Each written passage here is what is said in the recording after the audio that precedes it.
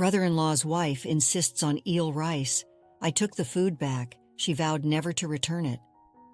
I stand in front of the meticulously prepared feast, rendered speechless by the effort I've poured into it. Yet as I glance around the table, my heart sinks. Why would Megan, my esteemed brother-in-law's wife, be so mercilessly cold towards me?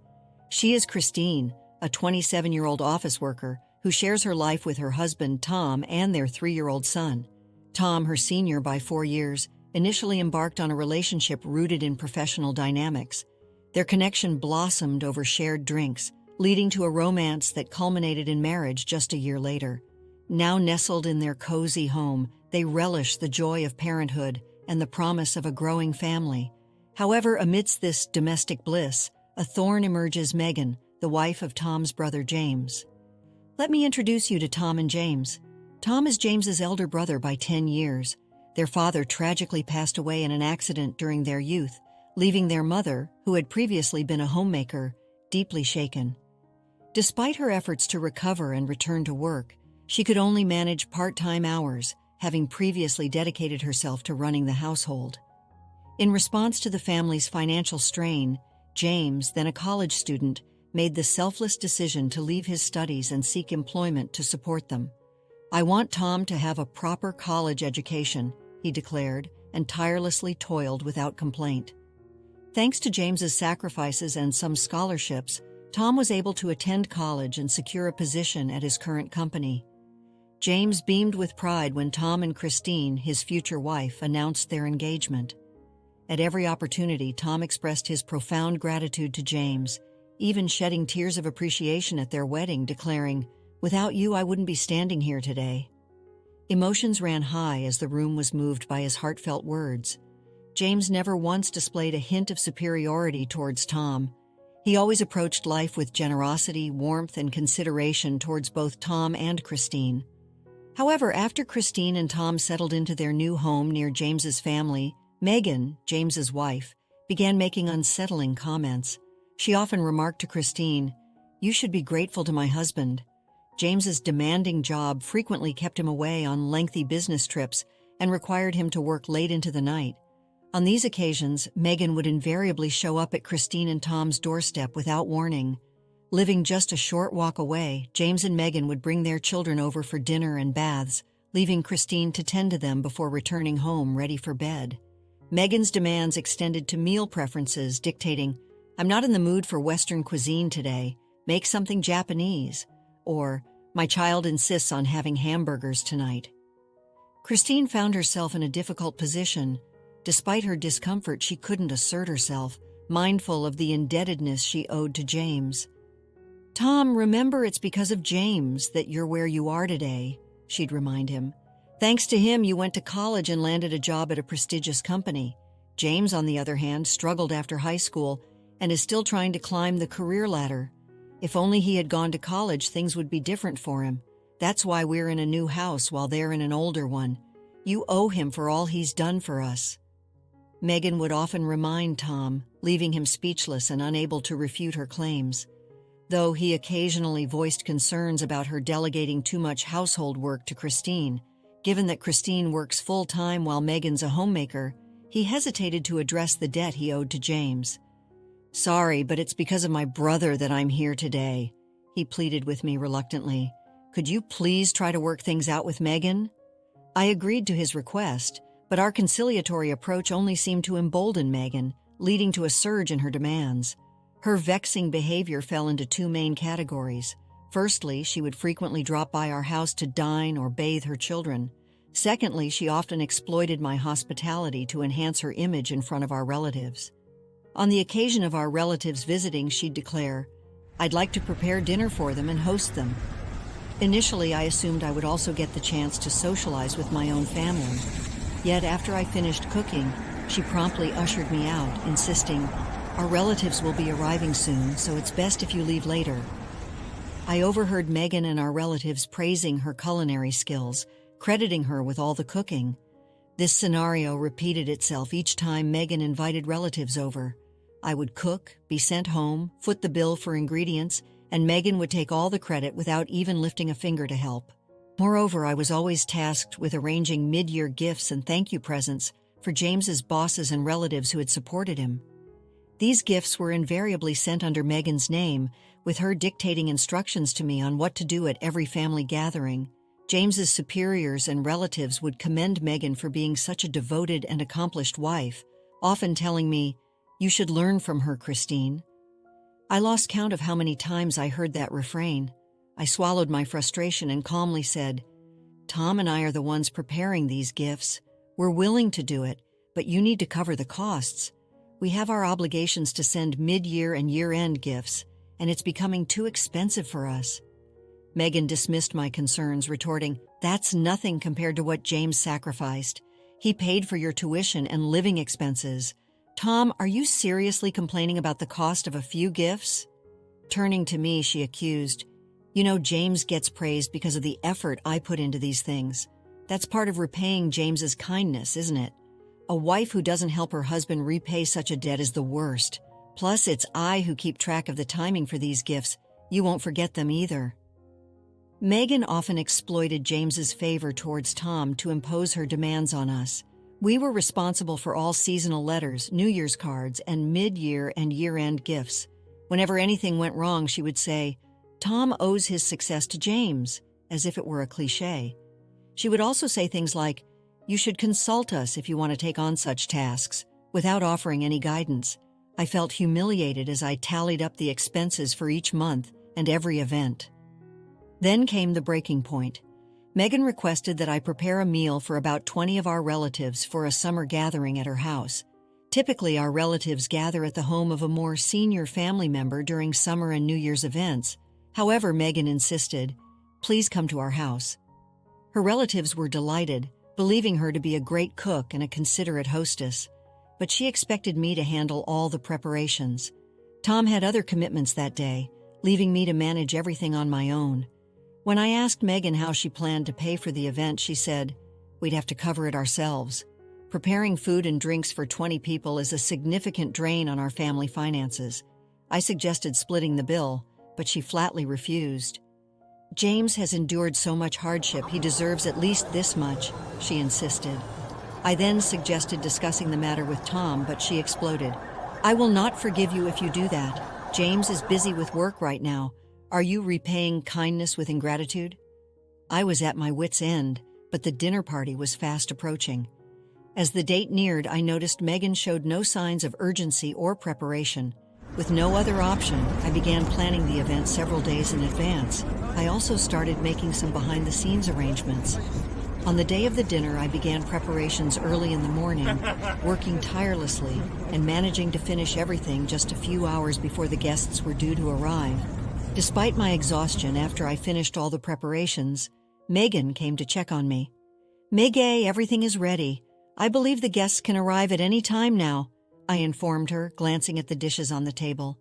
Megan exclaimed, "What are you doing? The main dish should be eel rice. You never mentioned eel rice." I replied, taking aback.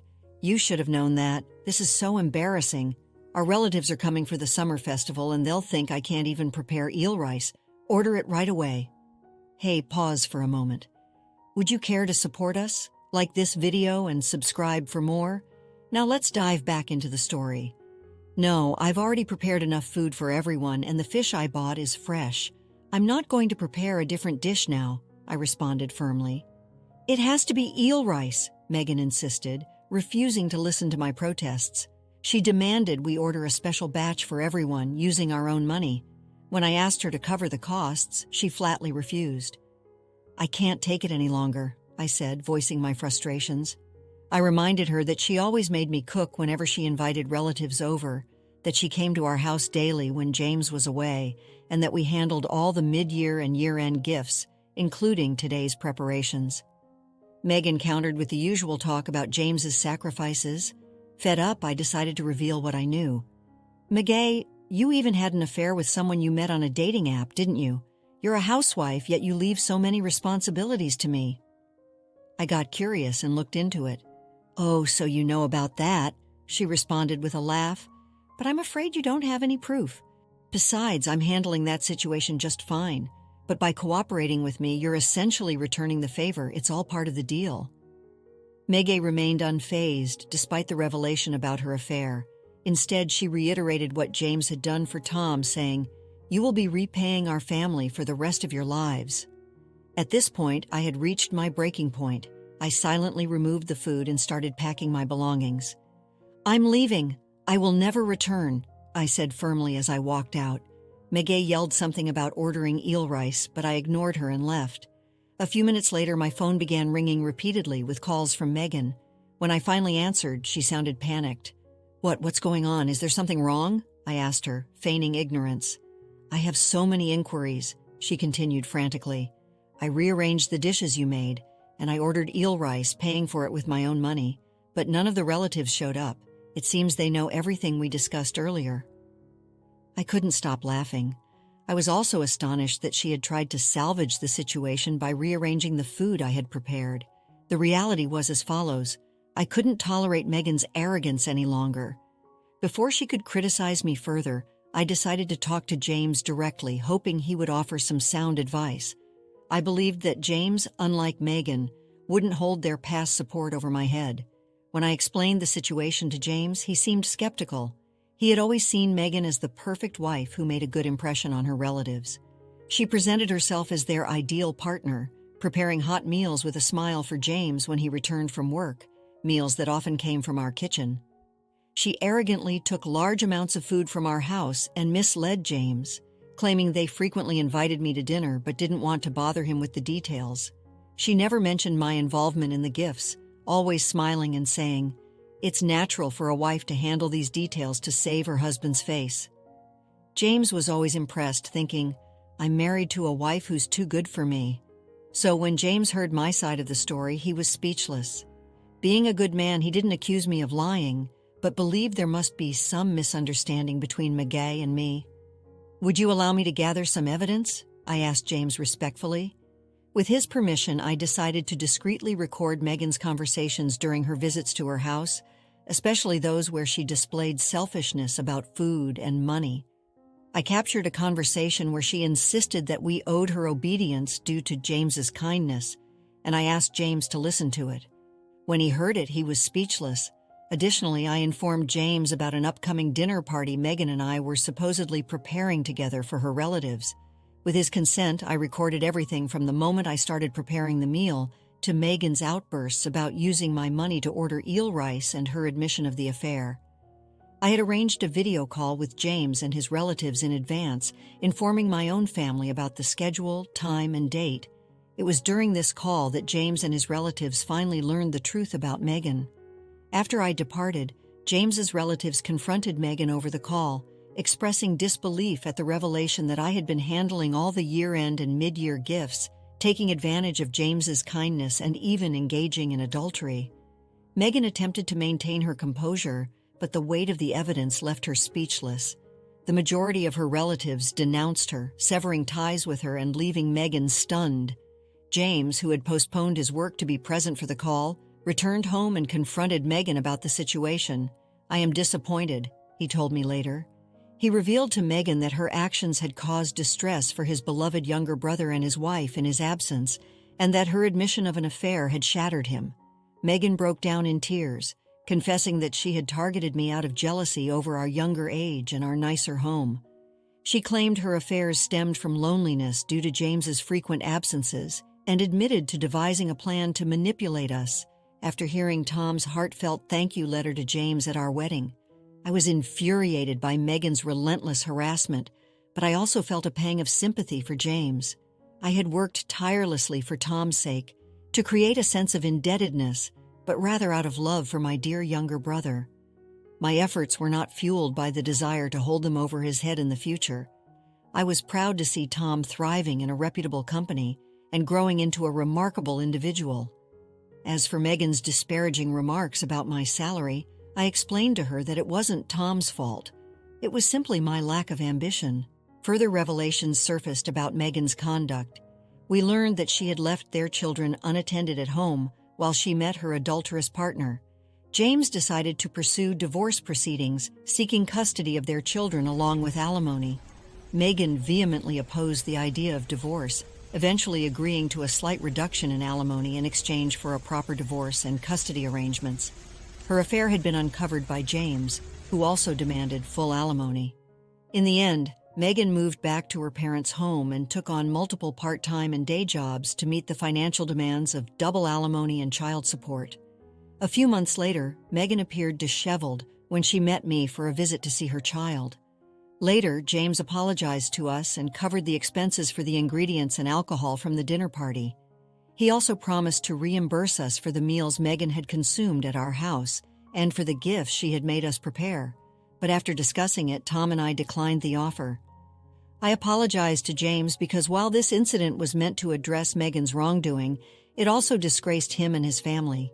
Reflecting on the situation, I doubt Megan would have felt any remorse if we hadn't taken action. James chuckled. "If anything, I am at fault for not noticing Megan's behavior until now," he added with a hint of sadness. James is currently juggling work responsibilities while caring for their child. We maintain regular contact with him, and on days when he's overwhelmed, we offer to look after his child at our home or invite him over for dinner. We've learned a valuable lesson about how some people can make you feel indebted, even when they haven't done you any favors. Tom and I laughed together, reflecting on the experience. Let's conclude the story shortly. The ordeal with Megan left a lasting impact on our lives. It taught us that even those closest to us can harbor hidden agendas, and that trust, once broken, can be difficult to rebuild. We learned to set boundaries, to value our own time and resources, and to never underestimate the power of open communication. While the experience was challenging, it ultimately brought us closer as a family. We found strength in our shared values and the unwavering support of our loved ones. We also learned to appreciate the simple things in life, like spending quality time together and cherishing the small moments of joy. Life continued, and we moved forward, carrying the lessons we learned with us. We remained close to James, offering him support as he navigated the complexities of single parenthood.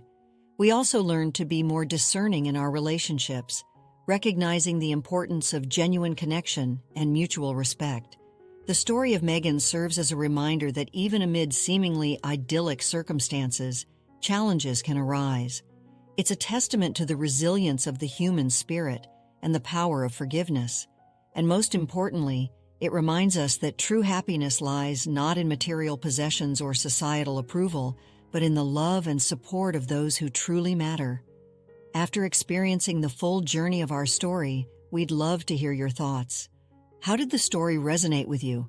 Don't forget to like, subscribe, and stay blessed. Thank you for watching, and see you in the next story.